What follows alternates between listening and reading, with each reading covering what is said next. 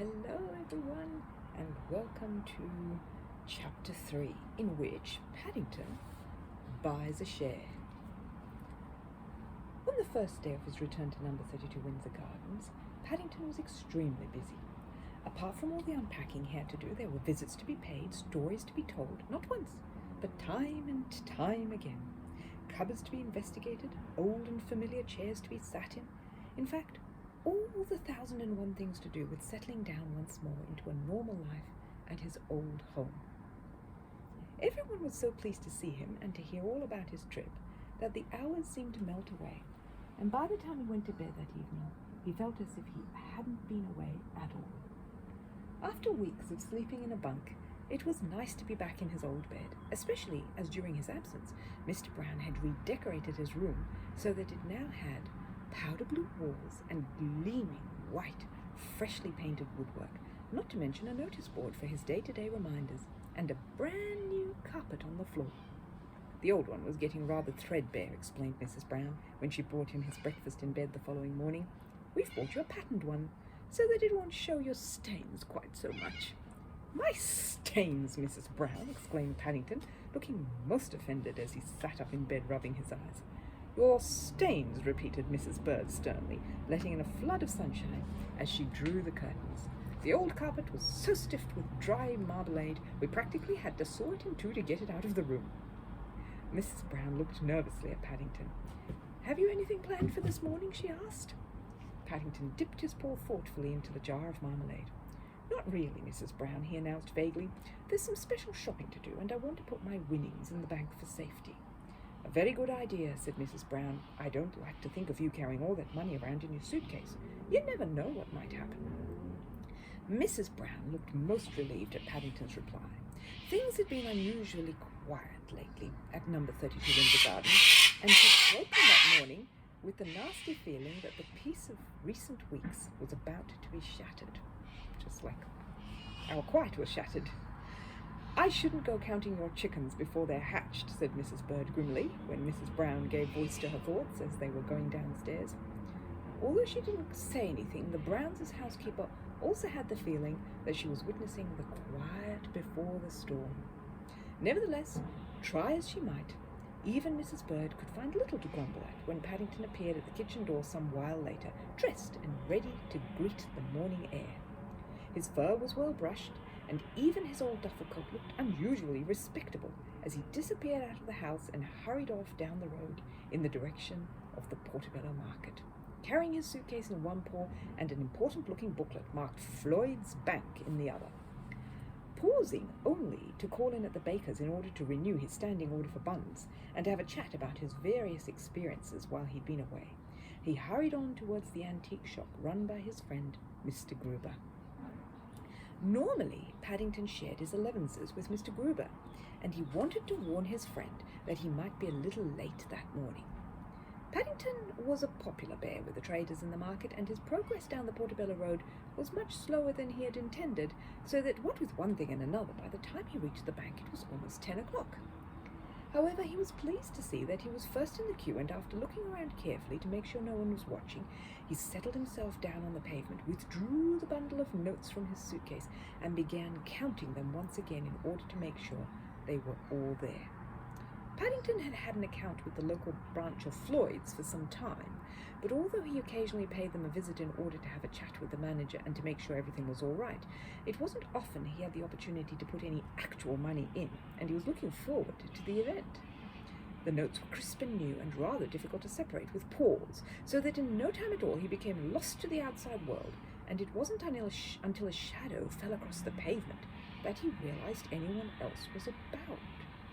Hurriedly stuffing the money under his duffel coat, Paddington looked up to meet the gaze of a tall, rather distinguished-looking man in a black overcoat and bowler hat. The man raised his hat politely. "Pardon me, Bear," he said. "I couldn't help noticing what you were doing, and I wondered if we were here on the same mission." Not to be outdone, Paddington jumped to his feet, still clutching the money tightly beneath a fold in his duffel coat, and raised his own hand with a free paw. "I don't think I'm here on a mission," he replied. "I've come to put my money in the bank." "Look after pennies," said the man approvingly, "and the pounds will look after themselves. That's what I always say." "Oh, they're not pennies," said Paddington importantly. "They're pounds. I won over 100 in a ship's sweep." £100, echoed the man with interest. "You don't mean to tell me you're putting it all into the bank?" "Not all £100, said Paddington. "I want to save part of it to buy some presents." The man took hold of Paddington's arm and led him a little way along the street. "What a good thing we met," he exclaimed. "It must have been fate." He looked all around and then lowered his voice confidingly. "Now, if you'd told me we're taking your money out, I'd have understood. Between you and me and the gatepost, all's not well with Floyd's." Paddington's eyes grew larger as he listened. "What?" he exclaimed hotly. "All's not well with Floyd's?" "Shh!" The man put his fingers to his lips as he drew Paddington into a nearby doorway. "Not too loud, Bear," he said hastily. "You might start a panic, and then there's no knowing what will happen." He peered out into the street and then eyed Paddington thoughtfully, as if trying to make up his mind whether he could trust him or not. "You look like a bear of the world," he said at last. "I wonder, can you tell me what we're standing on at this moment?" Paddington looked most surprised at the question. "A paving stone?" he answered promptly. "Aha!" said the man. "But can you tell me what's underneath that?" "Earth?" said Paddington doubtfully. The man gave a chuckle and then withdrew a small glass vial of dark liquid from an inside pocket. "I'll let you into a secret, Bear," he said as he held it up to the light. "Oil. That's what we're standing on. Millions of pounds worth of oil." He pointed towards a dark patch on the road nearby. 99 people out of 100, he continued, would say that had dripped from a car. They don't realize it's seeping up through the ground under their very feet. I tell you, anyone who buys a share in the Portobello Oil Company now is going to make a fortune out of the interest alone. "The Portobello Oil Company," exclaimed Paddington. "I don't think I've ever heard of that before." The man felt in his pocket again. "Not many people have," he replied. "It hasn't been going very long." "Look here, Bear," he said as he held out a piece of paper. "I must say, I've taken a liking to you. These shares are really worth £110 each, but I think I could manage to let you have one for 100. Paddington looked at the man doubtfully. "That's very kind of you," he said, "but I don't think I could afford £100. I really want to buy some presents as well." "Nonsense," said the man briskly as he crossed off the word 110 on the piece of paper and wrote in the word 100. "You'll be able to buy all the presents you need with the interest, and more besides." Before Paddington had a chance to even open his mouth, let alone say anything, he found himself clutching the share while the man quickly transferred the bundle of notes from his paw to an inside pocket. "Now don't forget," he warned, "not a word to anyone. I don't want the news to get around, at least not until the derricks arrive, and then you can tell anyone you like." "The derricks?" replied Paddington. "The oil drilling equipment," explained the man. "I have to go and see about them this morning." "When do I collect my interest?" asked Paddington anxiously. The man chuckled. "I can see you have an eye for business," he said, "a bear after my own heart. If you care to meet me here tomorrow morning, same time, same place." "I'll see what I can do, but remember," he whispered, "keep it under your hat. We don't want the bottom to drop out of the market." With that, he gave a final wave of his rolled umbrella, and then hurried up off Portobello Road, leaving Paddington standing on the pavement, looking at his piece of paper with an excited gleam in his eye. It was an impressive-looking document covered with a flowery sort of print which was rather difficult to read. Studying it, he was just able to make out the words Portobello Oil Company across the top, but underneath the print was so small, and there was so much of it, he soon decided he would have to take it home and examine it more closely at his leisure. Remembering the man's instructions, he folded the piece of paper carefully into four, and then placed it under his hat for safety. Paddington had never owned any sort of share before, let alone £100 one in an oil company, and he felt most important as he made his way back along the road. All the same, he trod very carefully when he crossed over to the other side in the direction of the shops. Apart from telling him to keep the matter under his hat, the man had also said something about not wanting the bottom to drop out of the market, and he wasn't the sort of bear to take any unnecessary chances. When he reached the other side of the road, Paddington hesitated for a moment outside the window of a small store. There was a thoughtful expression on his face as he peered through the glass at the various items on display. Although he'd brought home several small presents for the Browns, he was anxious to buy them something really nice in return for their kindness in paying for his trip to Peru. With the interest on his new share, Paddington felt sure he would be able to buy some very good presents indeed, and he felt equally certain that the owner of the shop would be only too pleased to wait until the next day for his money, for despite his habit of driving a hard bargain, All the shopkeepers and other dealers in the market held Paddington in high regard. With the promise of riches to come, Paddington took rather longer over his shopping that morning than he'd intended at first, and by the time he reached Mr. Gruber's antique shop for elevenses, his friend was already waiting anxiously outside.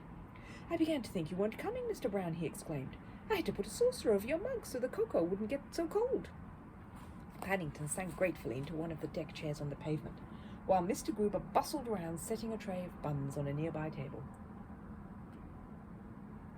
"I've been buying a few coming-home presents," Mr. Gruber explained. Mr. Gruber looked at him reprovingly over the top of his glasses. "It's very thoughtful of you, Mr. Brown," he said, "and I'm sure everyone will be most grateful, but I hope you've left yourself some money to put in the bank for a rainy day." "There have been one or two rather nasty cases of fraud in the market just lately," he continued before Paddington could reply. "I was very pleased this morning when you told me you were putting your money in a safe place." Mr. Gruber settled himself in a deck chair alongside Paddington and sipped his cocoa. "It seems that someone has been going around selling false shares for a firm called the Portobello Oil Company. You'll find this difficult to believe, Mr. Brown, but one or two foolish people have actually bought one." Mr. Gruber looked at Paddington with some concern, as a loud choking sound came from behind his cocoa mug. "I do hope it's not too hot, Mr. Brown," he exclaimed.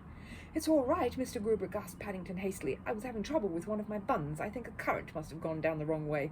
Mr. Gruber gave Paddington a pat on the back and then settled himself once again in order to resume his story. "The man thereafter," he said, "it's called Jim the Dandy." "Jim the Dandy?" echoed Paddington, looking more and more worried. "That's right," said Mr. Gruber. "They call him that because of the way he dresses, just like someone who works in the city. In fact, you'd have a job to tell him from the real thing." "I hope they catch him soon," he continued, "otherwise he'll begin to give the market a bad name. I was talking to a policeman only yesterday, and he agreed with me that there's only one thing worse than selling something that isn't there to sell, and that's buying something and not paying for it." Mr. Gruber shook his head sadly. "There's been quite a bit of that going on just lately too, Mr. Brown," he added. "But I'm pleased to say the police are hot on the trail of the culprits. I only hope when they do catch up with them, they'll get what they deserve." Mr. Gruber broke off as, before his astonished gaze, Paddington suddenly jumped out of his chair, removed his overcoat, and hastily bundled it over his pile of shopping. "Are you sure you're feeling all right, Mr. Brown?" he asked anxiously. "I must say you don't look too good." Paddington gave a worried glance up and down the market. "I'm all right, thank you very much, Mr. Gruber," he said mysteriously, "but I'm not too sure about things in general." Mr. Gruber knew better than to inquire into matters which might be difficult to explain. All the same, he began to look more and more concerned as Paddington slumped back into his chair, leaving a half-eaten bun untouched on the plate by his side. But if Mr. Gruber looked worried, Paddington himself was even more woe-begone. His face had been long enough to start with, but it lengthened still further some while later, as he made his way back towards Windsor Gardens, and had time to consider all that happened that morning. By the time he reached the familiar green front door of number 32, his face had fallen to its longest ever. But by then his hat was pulled down so well over his forehead, and his head had sunk so low into his shoulders, that only the closest observer would have noticed anything amiss. Paddington lifted the brim of his hat, gave one last worried glance up and down Windsor Gardens, and then disappeared from view, closing the door behind him with a loud click, which seemed to suggest that one member of the Brown family at least wouldn't be receiving any more visitors that day.